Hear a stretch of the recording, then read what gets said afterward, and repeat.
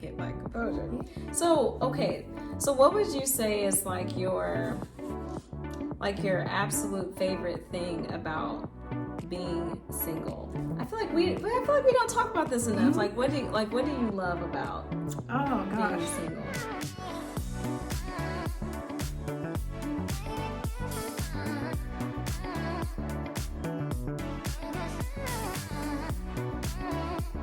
Welcome to These Words Are Rooted, where we talk about life, but God's response to it. We know what culture says, but an even greater question that we should ask ourselves is, what does God say? My name is Ariana, and thank you so much for joining me this morning, this evening, this afternoon, whatever time of day it is that you are joining. Just thank you so much for being here. As you can see, I am not alone today. I am joined by the one and only Tekiuh, and we are going to talk about the importance of embracing singleness while also being hopeful that, we're going to meet that right person, right? So if that sounds like something that you are interested in learning more about, then keep watching. So Tekiuh, tell the people who you are. Well, first, thank you, Ariana, for having me on your channel. Yes. My name is Tekiuh. I am 28. I'm a full-time campus missionary, and I've been doing that for about 6 years at this point, which is crazy to me. I am one of, I always have to count, but I'm one of 7 siblings altogether. Wow. I have 2 brothers, I have 3 sisters, and then there's me, and I probably miscounted. I'm not sure, because I think that's 6. Yes. No, it's 7. There we go. There's 7. Look. It's okay, it is 6. All right, we'll figure that out. That's I don't know. all right, okay. I can do math. But that is kind of my family dynamic. I grew up in a 2-parent household for most of my life, but my biological parents, my mom and my dad, were never married. I grew up with my dad and my stepmom, and then before living with them, kind of bounced around different family units. So that's kind of like my upbringing and my view of like family and just structure when it comes to marriage, family units and all that. Oh, as far as hobbies, if y'all want to know that, yes. I do spoken word poetry. Yes. I love to sing. I sing mostly worship at my church. I get more nervous when I have to sing anything else. And I like to dance and paint a little bit. So I'm just very artistic. I guess that's probably the main thing as far as hobbies and self-expression. Yeah, so I'm so happy that Tekiuh is here, especially for us to have this discussion on singleness. And I think that, first of all, Tekiuh is awesome, by the way. Just in my brief time in knowing her, she just seems incredibly insightful and really intentional. So really hoping that you all can be blessed by this conversation that we're going to have. So definitely want us to talk about the importance of embracing singleness. You hear a lot about getting out of singleness as if singleness is a bad thing. And so that's really why we want to have this discussion on, how can we embrace singleness, but then at the same time, we definitely have every right to be hopeful to, find that person that God wants us to be with. I really want to know, Tekiuh, have you ever had this negative perception of singleness, and if so, why? And then also, how long have you been single? I have been single all my life. I've never been in a serious relationship, which I think surprises most people because I am 28, I'm almost 30, and so it's like, oh, you've never seriously dated anyone? I'm like, I have not. I actually started dating when I was 26. So I went on my first ever first ever official date. We've all had those things where we kind of hung out with someone, it wasn't really, they actually asked you out, y'all were kind of just together and maybe they paid for something. But I went on my first official date when I was 26, which is such an interesting thing. And I think as far as the connotation of singleness, I used to feel like with that, I think my only negative connotation was not that it was bad to be single, but I think it was bad that I just didn't have an experience. I feel like personally, I felt very far behind a lot of my peers. So I feel like I had a negative connotation of the fact that I've been single maybe for this long in my life. I don't feel that as much now, but I think at that time, I've been single for ever, and I'm 21 maybe. And it's like, yes. I feel like I'm so behind. I don't know how to navigate life. I think that negative connotation is, oh, you have to have this kind of experience, because that is just what I've heard in the world, or just in general, like, oh, you just need to get out there, you need a date, or just to be a functioning young adult, you should have had these experiences already. It's kind of that it makes you think that this is how I have to live. I have to have these experiences to be a well-rounded adult, versus saying, oh, you have your own timeline and your own story. I grew up spending a lot of time around my mom, even though I lived with my dad, and she had been a single parent for most of the time that I've known her. Like, she's maybe dated some guys, but some I knew, some I didn't know of, we don't know, like, but just with that, I saw this strong, independent Black woman, like, okay, like, marriage was not a thing that was, oh, you have to do this. That just wasn't a thing to me. I was like, oh, you just don't get married till you're older. So that was a positive thing. But unfortunately, I also learned, like, I shouldn't even desire that. I need to be able to do everything on my own. So it's almost like if I, in my singleness, was also like, well, I have to be so strong. I have to be so independent. And so with that, I also had a negative view that, like, singleness, like, it made me stronger than maybe somebody else who desired marriage or something, which is not true. No, that's interesting too. I think that's I have not, like, heard that perspective before, but I think that's real. And it sounds like too that in terms of, like, the negative connotations that you believed at one point about singleness, a lot of it came from, like, society, like, in terms of, well, you should have this or have that by this particular age. But it seems like even like with your mom, like, you were able to learn a lot from her, which is awesome. So you said that you kind of had, like, was it like your first official date, like, when you were 26? Okay. How was that? Oh my gosh. Okay, so it wasn't terrible. Yes. But it was not ideal in any way. I think I was more happy that it happened. That was a big step for me. A lot of the reason why I didn't go on a date until I was 26 was because of some traumas and things like that I didn't recognize until kind of around that age, and that's when I stopped feeling guilty. So first, the man was late for the day. Good gracious. He picked the spot, picked all the stuff, was late. And then I was just like, it's okay, benefit of the doubt. Y'all, I'm late to everything. I was late here, so it's fine. That's all right. So I was like, I have room to speak for this, but he was a little late, and I was like, okay, it's fine. It's not crazy. Gets there, and it's kind of like not very talkative. I'm extremely talkative. So I was like, maybe that's it. Maybe he's a little introverted, but it's like he wasn't, after the first few minutes, like, wasn't seriously engaged in the conversation. But afterwards, I was just like, this was great. Like, I talked to a guy, he asked me out on a date, we went on a date, he texted me after and was like, oh, I'd love to do this again. It didn't go anywhere. I'm still here. But, so it wasn't ideal. It wasn't as, like, oh, fun, crazy, but I was just like, oh, I, like, was out there and did this. I was so proud of myself for, like, taking a leap and conquering a lot of fears just to even go on a date. No, it takes a lot to put yourself out there. It really does. It does. Yeah. So have you, because I know something that I have personally struggled with a lot, but I think I'm finally starting to overcome it. But I definitely used to be a person who kind of, like, places, like, my worth and my value in, like, a man, and if a man, sees me or not. Have you ever struggled with that, like, placing, like, your worth in if you're in, like, a relationship or if a man wants you? Let me tell you. Okay. Yeah. Yes. I would say rejection is different from a man or when you're pursuing any type of romantic interest like that. So I have to, like, fight to not feel like, oh, I'm not worth this if they don't see this or something. But I think the harder part of that probably comes more from my past than actual current relationships. And so very thankful that in the Lord's timing, like, I didn't date until I did, or things just didn't work out for me to seriously date a person, because it would have been probably detrimental for both of us, probably really hard on me, because there's a lot of things I hadn't healed from yet, and then on the other person, just not fair.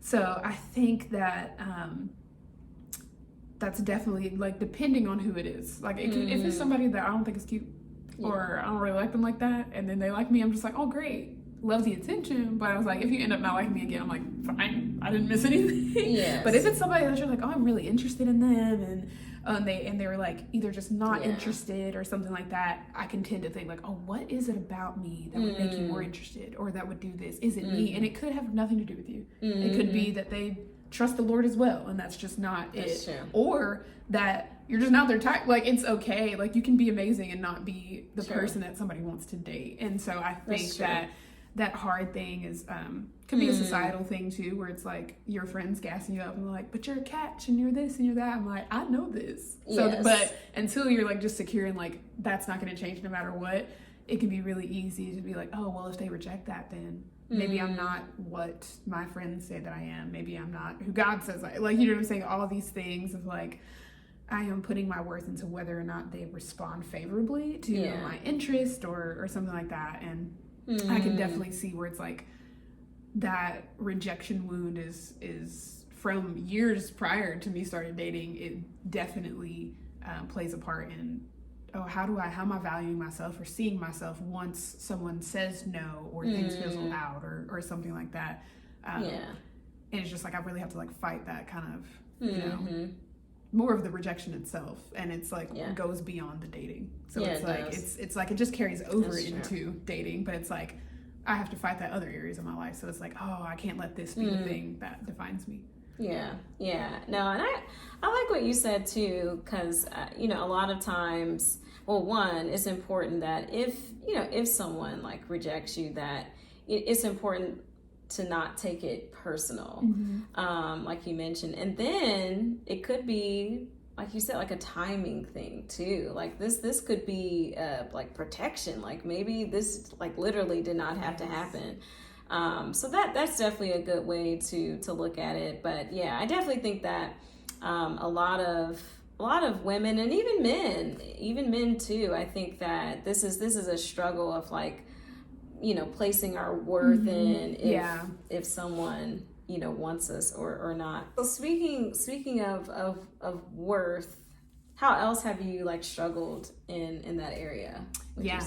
I would say like one thing that is big, and this is like just personally for me, I feel like every woman kind of has that thing that they're like physically, I'm like, oh, is this likable? Is this attractive to men? And for me, that's kind of like a big thing because I have a pretty rare skin condition. It's a form of ichthyosis, and I'm not going to get into all the science and all that stuff behind it.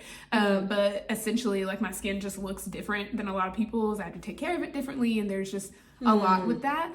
And I think that is an added layer to like the worth, where it's like I'm already thinking it was just personality things, the things we all kind of worry about, my spiritual maturity and all that, and then on top of it is this kind of like different physical appearance that I'm like, okay, are they gonna like all these things but not this? But it's such a big part of my life and my daily life that I would hope that I end up with someone that it's like that's not an issue for them, and that they don't that's not something that they're like always kind of like, oh, I don't really know how to handle this, or I'm weirded out by it. It's like, I need you to be comfortable and know that this is just part of my life. And so I think when it comes to worth, that's something I've had to really battle a lot, just in general, in learning how to advocate for myself. And because it is rare, there's not like a lot of discussion about it and open communication. And so I think just having like, oh, there's something different physically about me. And so kind of worrying like, will, you know what I'm saying? Like, will a man, like, will that be the thing? Like the final straw that they're like, oh, I like all this, but I just can't deal with that. And I think the fear of that sometimes too has made me hesitant in dating spaces and stuff like that too, because it's like there's a lot that goes into it. But the crazy thing is I realize like that has not really been a huge deterrent, which is really wonderful. But at the same time, I think that's just like kind of a very unique thing about my personal experience that adds a layer to worth. And I know we all kind of have those things where it might not necessarily be as much as like a rare skin condition, but it's like, you know, whether it's like, oh, I'm thinking about like my weight or scars or my hair or whatever the case is. But yeah, I think just kind of that physical thing, like we always think, oh, this is the one thing that's gonna, you know, that's gonna deter someone. So I guess what would you say that your singleness has taught you? Like, what has God been teaching you like in this season?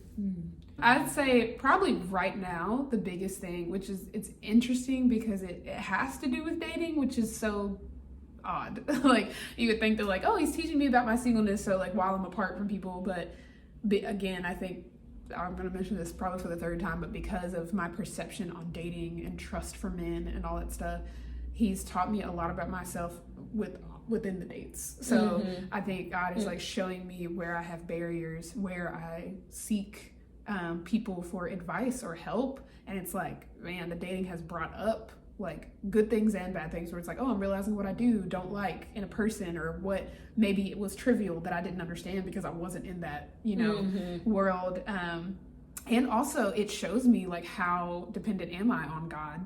And I can seek all my friends and all this stuff for advice, and they can mean well and have the Holy Spirit and love the Lord, but if it's also not what God said, you know, if I'm trusting, I can trust them, but I need to be seeking God even more than I'm seeking my friends. And I feel like that is something that I've learned a lot through the dating thing, because it's like, oh, okay, like it's good to weed that out now and for the Lord to show me that now, because it's like, if I get married, if I'm blessed to be in a marriage, I don't want to be like this person that I am now linked to, that I'm one with. Like I need to already have that practice in place to be seeking God more than even the closest people in my life. And so good.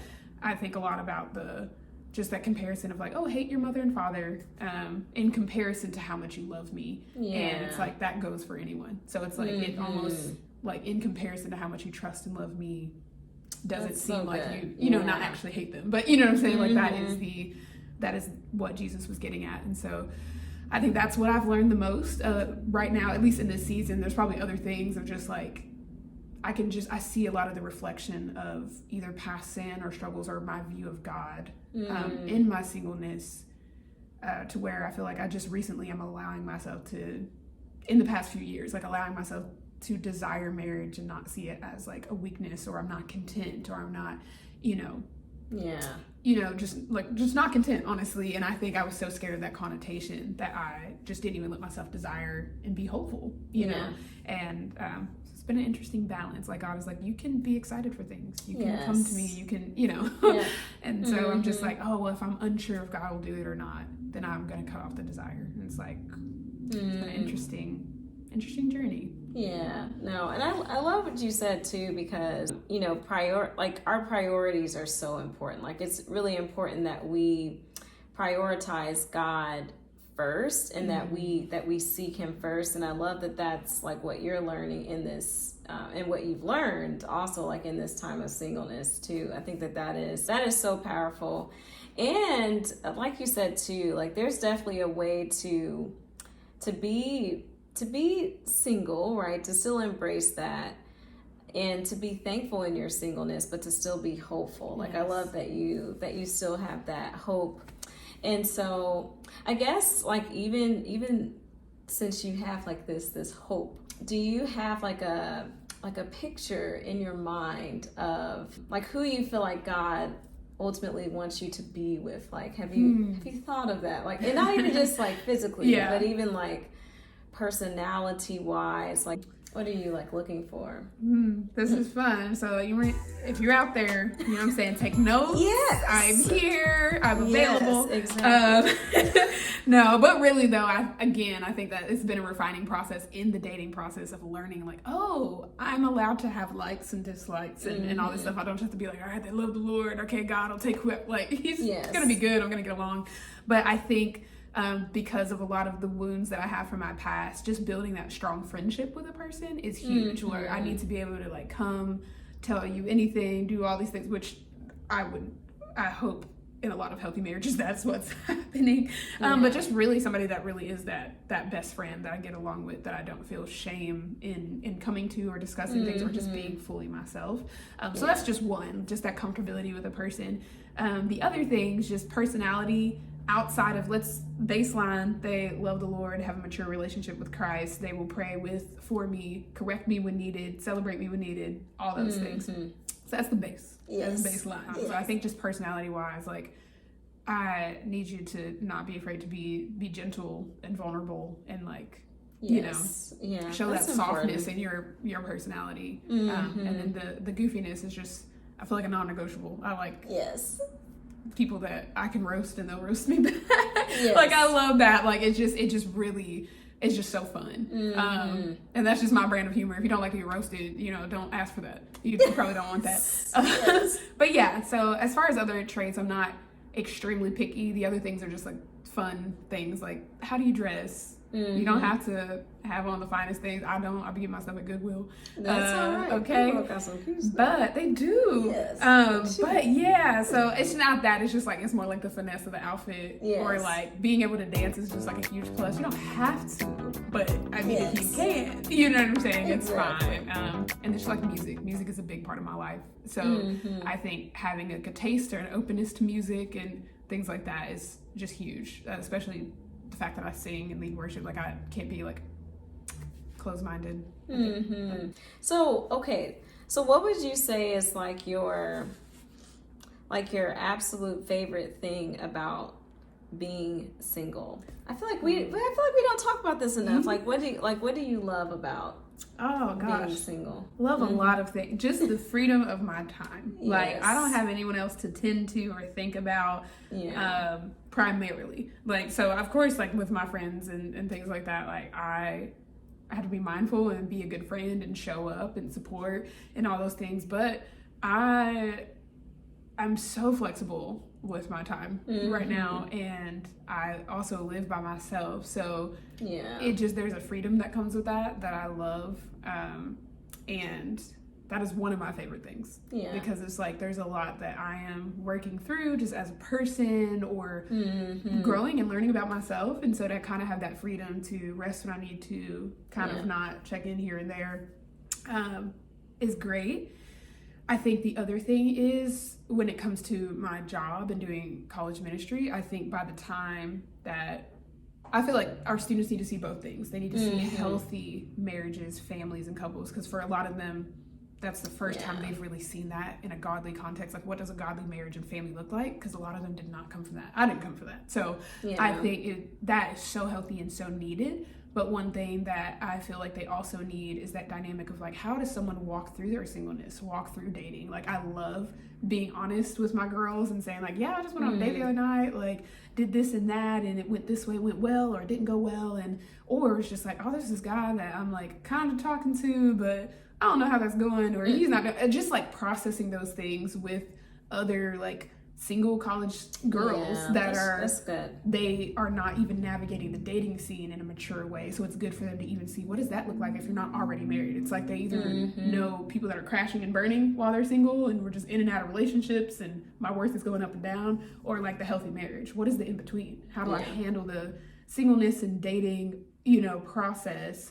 Or even if you're not dating, just either one, like just being content in singleness, or actually like dating and still being single, like, how do I handle that in a healthy and a godly way? I've never seen that, that example. And so I love that even the stage that I'm at, girls are getting to see that and being that example and just being honest and processing, but with, from a biblical perspective. And that's amazing to see their like light bulbs click, and that is healing them as well, because they're seeing like, oh, I deserve to be treated this way, or I can ask for this, or I can, be challenged in this way. No, I think that that's good, because I struggled with that too, a lot as well, because I feel like we see a lot of examples of like married couples, but then it's like, where are the examples of single men and women who are navigating this? And so that's super important to see. So I love that you're able to be that for your students.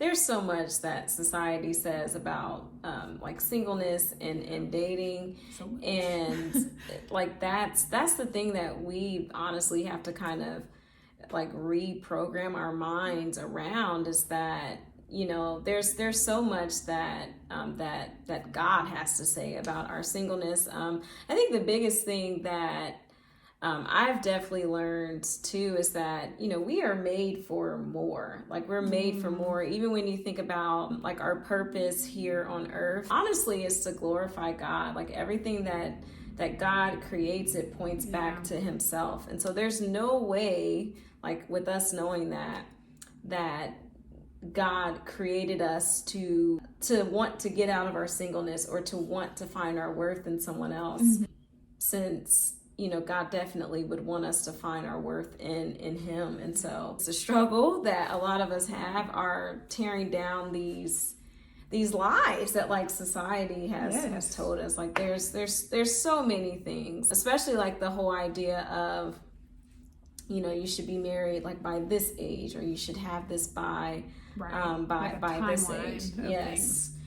Do you feel like that timeline is out of your head now, or do you still think about it? Because I know you said you're 28, so you're almost 30, which is you know what they say about the 30s. Yeah. So yes. Yeah. How are you feeling? I think that the timeline is out of my head in one way, but it creeps up in another. So I would say the thought that like, oh, I'm inexperienced and I should have had this, and this by this age, that is gone. Well, I'm very thankful that I'm not thinking about that anymore, of like, oh, I should have, like, I just no longer feel any shame or guilt that I started dating later in life.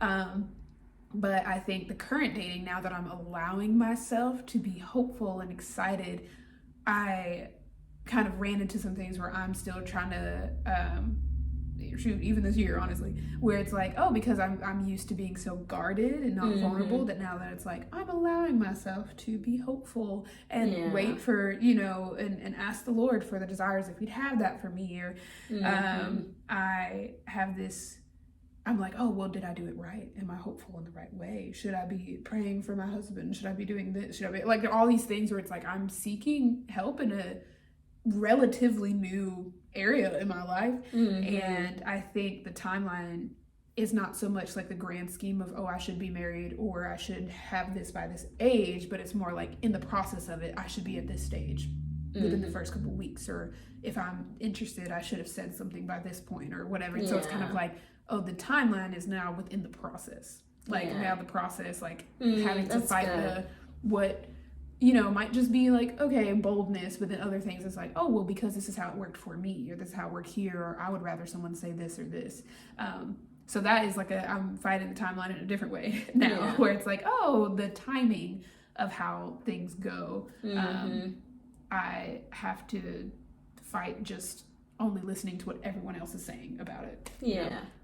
No, that's powerful, and I love that too, Tekiuh, because I think that shows that you're really trying to learn all that you can, and that's important as well. Even when you think about like the magnitude of marriage, like it's a big deal. And I think that a lot of times, especially in society, like we see all like these movies, these images about the wedding, but never about the actual marriage and like what happens after the wedding. And so I think that it's beautiful that you are leaning into like the process and really learning and evolving as a person. So because it makes me think about too, I do think one aspect of singleness as well, in terms of embracing it, is learning all that you can so that you can even be the best person that you can be for your like particular spouse. Because like you said, like if there's certain, not that we have to be perfect, but if there's like major things, I guess, that are unresolved, it's gonna kind of filter its way into that relationship and that dynamic.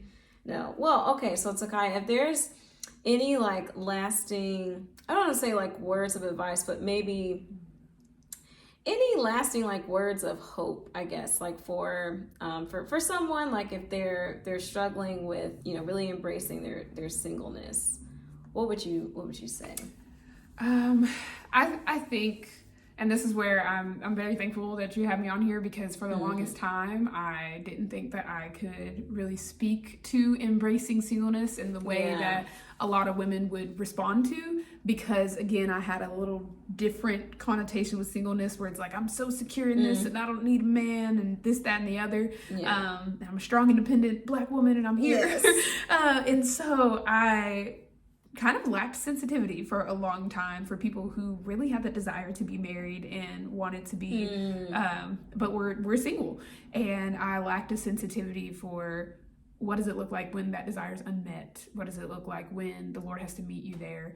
But I would say in the advice that I can give, and where the Lord has softened my heart and gave me a lot more compassion, is to really be open to what the Lord is teaching you about yourself and about himself in this time. And I think that sounds like really cliche, where it's like, oh, the Lord has a lesson for this season, and you know, if you're single, it's okay, you know, whatever. But Lord, it's like, I have learned, like, everyone's story is different. And so while I may not have struggled with the, I desire to be married and this is unmet, I think I struggled with the hardness in my heart, the lack of compassion, the lack of trusting God. Like, it wasn't just a hardness of like, oh, I think marriage is bad, or I don't need it because I'm strong. It really boiled down to, like, the Lord had to teach me, you're not just rejecting marriage, you're not just rejecting that desire because you think that's like for the weak. It's you don't trust me to actually bring that to you. So you're, you know what I'm saying? Your response is hardness. Your response is, okay, this is the bare minimum of, you know, what I can give you. Marriage is not promised, so like, why hope for it, you know? And so I think the biggest thing is like, what is the Lord teaching you in this time? And how is the Lord teaching you to rely more on himself and not on your circumstances?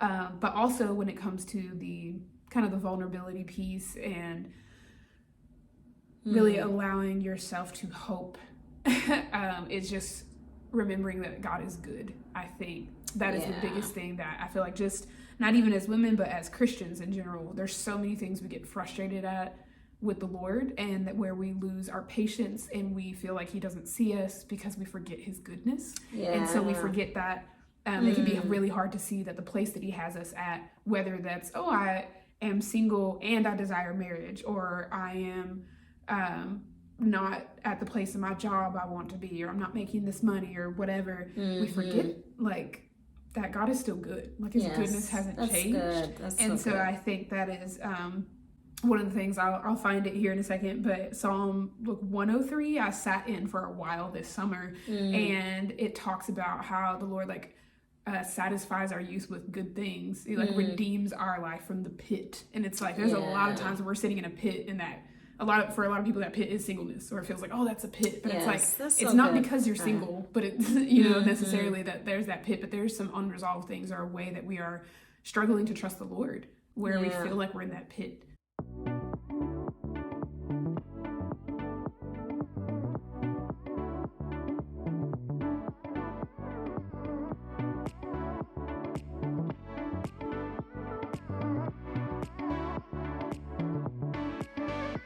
All right, so thank you all so much for joining us today, and also I wanted to say thank you to Tekiuh as well, just for being here and sharing a bit about her journey in singleness. And so I hope that what was shared today is a blessing to you in some way. But again, thank you so much for joining, and I hope to see you the next time.